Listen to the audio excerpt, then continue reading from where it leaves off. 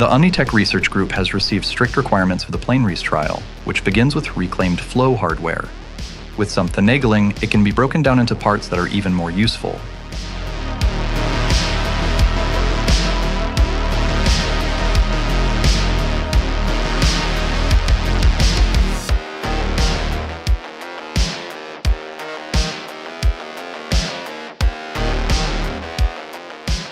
After analyzing the required containment shell with optical shear visualization, the planned armor panels were transferred to the surface.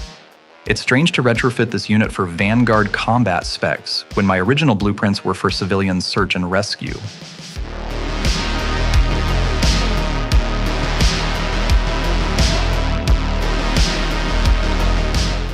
The ultrasonic cutter left nasty edges that demand cleanup, but we're in a rush to turn a lifesaver into a frontline asset, and didn't have time for a more efficient solution.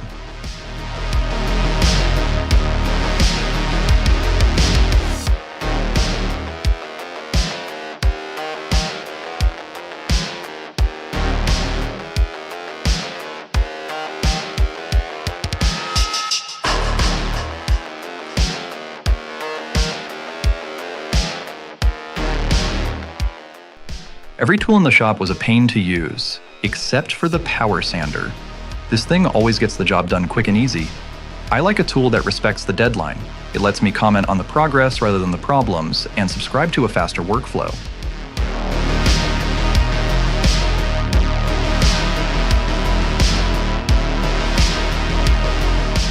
Primary articulation is established first. Knowing the size and shape of the legs will help determine fitment in the chassis. We utilized electrical equipment housing from bulk storage.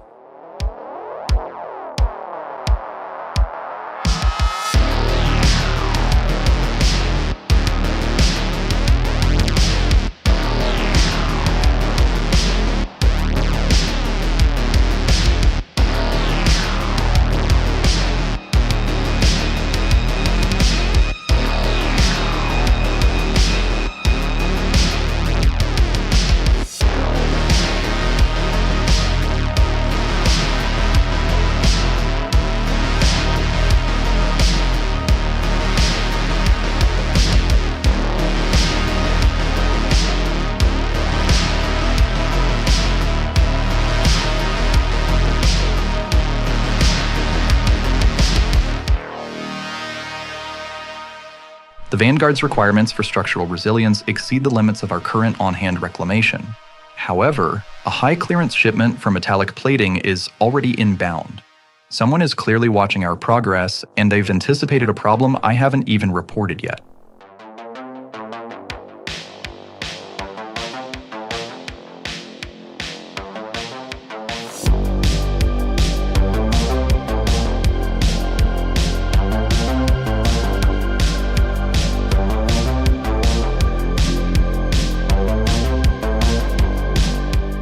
A planned build is a great roadmap, but don't be afraid to take a detour if you stumble upon a better solution.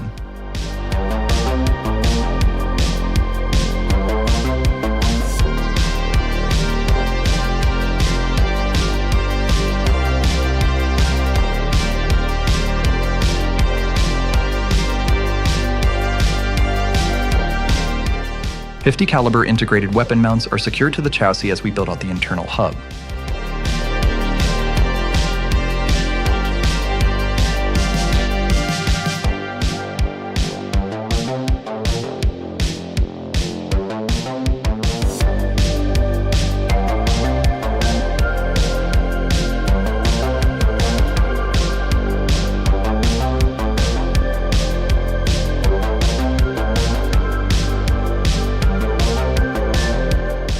Due to time constraints, the Central Systems hub was fabricated from a CAD part. Achieving these tolerances by hand would have exceeded our launch window. Rapid access to precision manufacturing is a major advantage, which is why the Dominion partners with PCBWay. PCBWay provides 3D printing, PCB prototyping, and full-scale manufacturing, making it easy to create custom work. They have a wide selection of both plastic and metal material. I personally recommend their UTR 3000 resin if you need high fidelity at a great rate.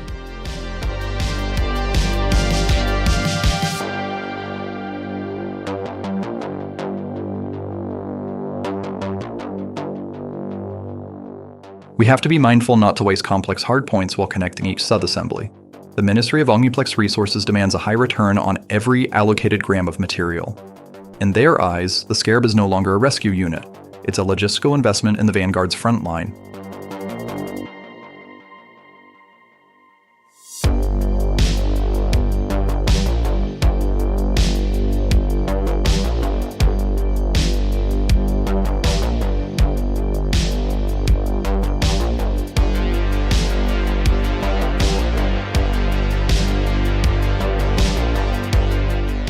We defaulted to twin 50 caliber machine guns as the standard armament, utilizing our in-house stock to bring them online quickly. While the collective Hive 9 presents a constant pressure, adapting a rescue design to meet that threat is exactly the kind of problem the ORG was built to solve. There's a certain satisfaction in seeing the Scarab evolve. We're not just building a weapon, we're equipping a lifesaver with the claws it needs to actually put up a fight.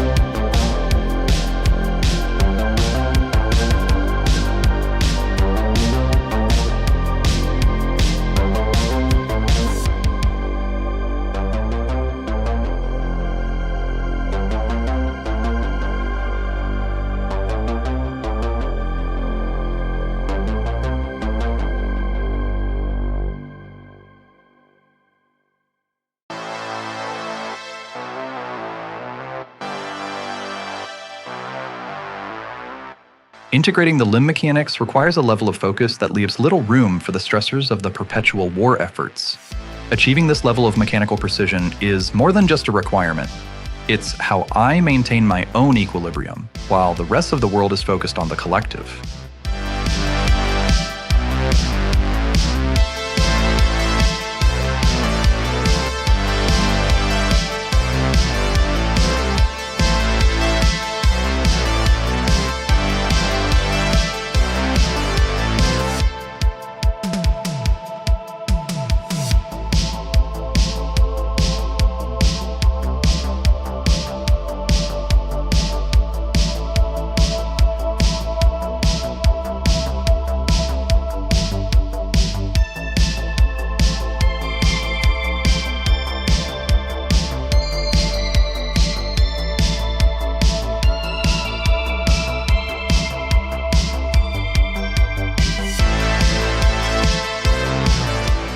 Wiring the Central Systems Hub is a reminder of how the ORG is inextricably linked to the rest of the Royal Technocratic Dominion. Every sensor we calibrate and every lead we solder has to interface perfectly with each Vanguard protocol, because that precision can keep the system functioning for one more day.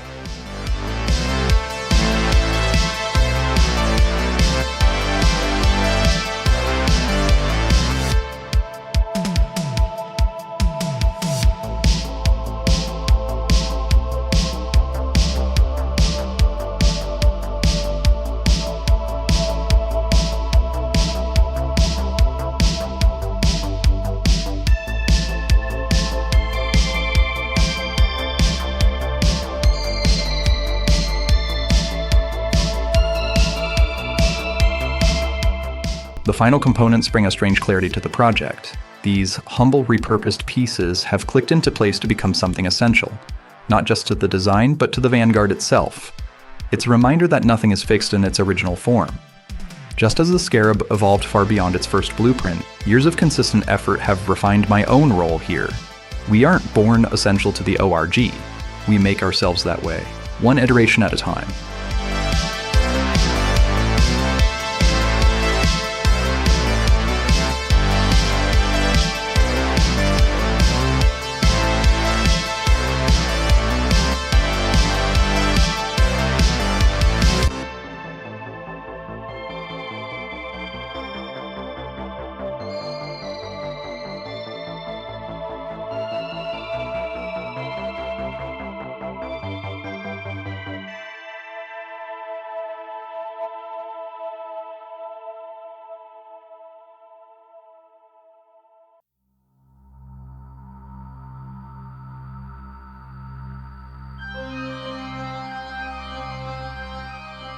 I'm still not sure who authorized the requisition for the specialized Kaleido chemistry set from Gaahleri, but it arrived exactly when I needed a way to reinforce the thin shell plating.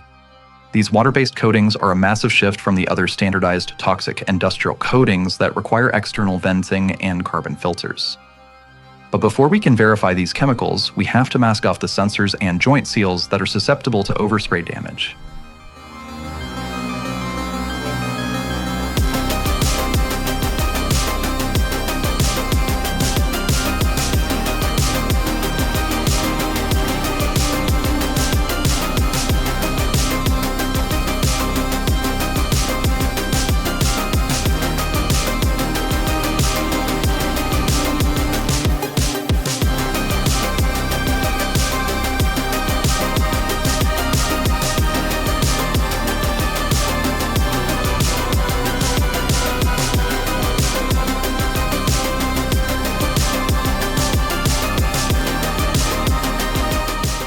They flow perfectly without clogging the micropores of the sensors, and the stainless steel finish gives the Scarab a structural integrity that looks as tough as it feels.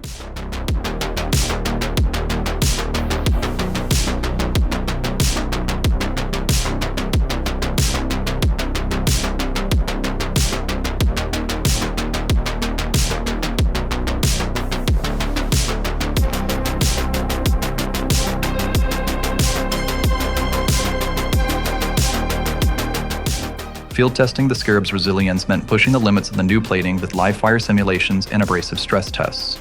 While I found that brush application of the Kaleido metallics requires a bit more finesse than the airbrush, the final durability is undeniable.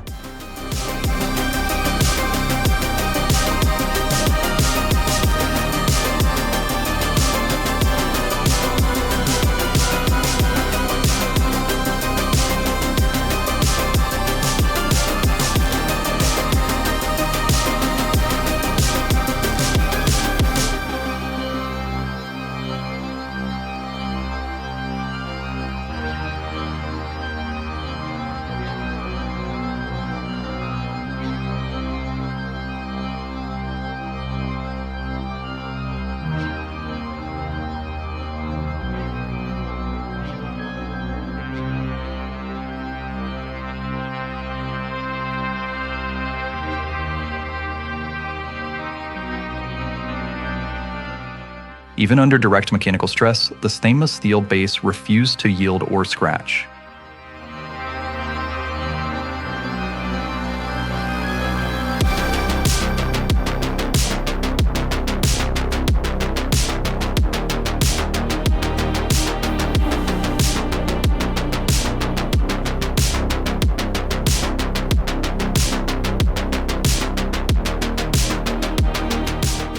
My final report for the Dominion will be clear.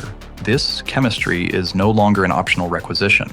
I'm formally recommending it be adopted as the standard operating procedure for all frontline Vanguard assets.